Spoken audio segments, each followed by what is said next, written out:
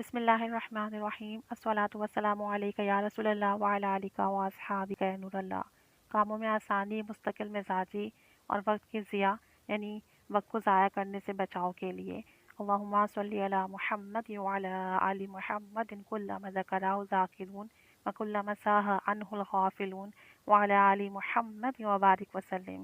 اے اللہ رحمت نازل فرما محمد صلی اللہ علیہ وسلم پر، آپ کی آل پر، جب بھی کبھی آپ کا ذکر کریں ذکر کرنے والے، اور جب بھی کبھی آپ کو بھول جائیں غفلت والے، اور برکت اور سلام نازل فرما۔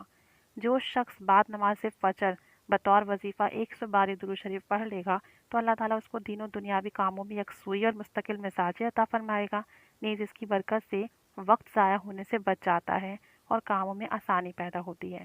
ذریعۃ الوصول حوالہ نمبر 129 صلی اللہ علیہ محمد صلی اللہ علیہ وآلہ وسلم۔